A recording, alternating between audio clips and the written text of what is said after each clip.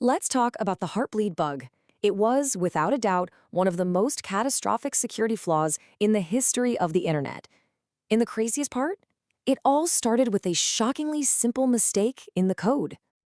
Imagine waking up one morning and finding out that the little padlock icon in your browser, the one that's supposed to mean you're safe, was basically meaningless. Well, that was pretty much the reality back in April 2014, when news of this massive vulnerability sent absolute shockwaves through the entire tech world.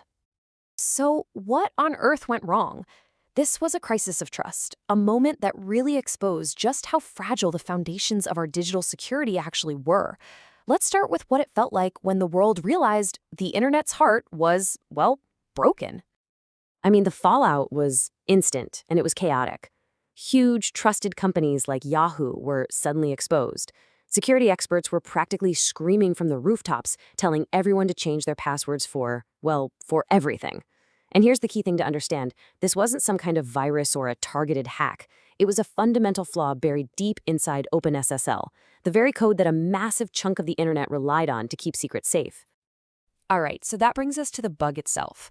What was this thing called Heartbleed, and how in the world did it get such a terrifyingly perfect name? Now, this is a really important distinction to make. Heartbleed, or if you want to get technical, CVE 2014-0160, wasn't a flaw in the idea of encryption itself. The whole concept of SSL and TLS, of locking up data, that was still solid. The problem was a single tiny programming mistake in OpenSSL, which just so happened to be the software most of the internet was using to do the encrypting. The name Heartbleed is actually incredibly clever. It comes from a totally legitimate, normal feature in the protocol called the heartbeat. A heartbeat is just a little message a server sends to check if you're still connected. Hey, you still there? The bug made this harmless little heartbeat bleed information it was never, ever supposed to share. Okay, so here's a really simple way to picture how this worked. Normally, a connection is like this. Your computer says, "Hey server, are you there? Just repeat the four-letter word safe back to me." The server replies, "Safe." Easy, right? But with Heartbleed, an attacker could lie. They could say, "Hey server, repeat the four-letter word leak back to me. Oh, and by the way, my message is actually 64,000 letters long." The vulnerable server wouldn't even check. It would just reply with leak, and then it would just keep talking, dumping the next 64 kilobytes of whatever was in its memory at that exact moment. And that could be anything. So let's dig into the actual root of the problem. You might be expecting some crazy, complicated, evil genius level code, right? Well, you are not going to believe how simple the cause of all this chaos really was. This is it. This one little line of code is what broke the internet. The command is mcpmy, and all it does is copy a chunk of memory from one place to another. That's all. The fatal flaw here was pure, blind trust. The code just trusted the number the attacker gave it. It never bothered to check, "Hey, is the message you sent me actually that long?" Nope, it just copied the exact amount of memory it was told to, no questions asked. And because an attacker could do this over and over and over again, it was literally like panning for digital gold. Each request would pull up another random 64 kilobyte chunk of the server's live memory. Sure, most of it might be junk, but eventually you could strike gold. Usernames, passwords, private messages, and then the crown jewels, the server's private keys, the one thing that would let an attacker decrypt all of that server's traffic, past and present. So we get how it worked, but just how bad was the damage? Let's zoom out and look at the sheer scale of the problem this tiny bug caused. At the time it was discovered, it was estimated that 17% of the entire internet's supposedly secure web servers were vulnerable. 17%. That's hundreds of thousands of servers, from massive corporations to small online shops, all just sitting there wide open.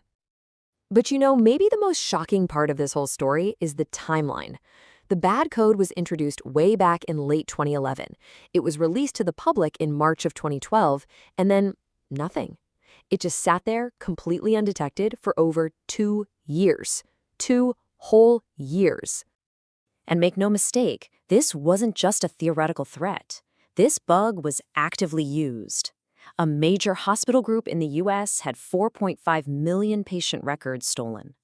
The Canadian tax agency lost 900 social insurance numbers. And you have to remember, These are just the breaches we actually know about.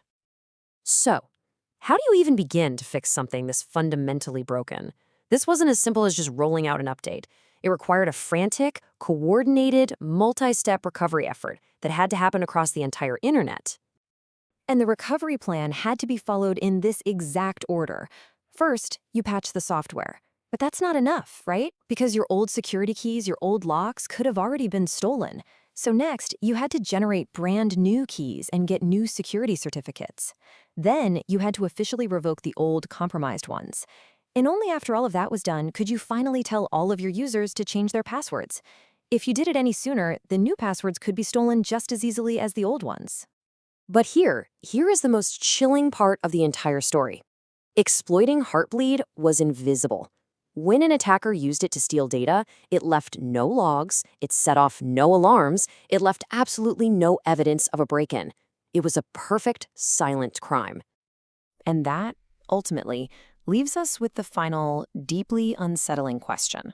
We patched the bug, we changed the keys, we reset the passwords.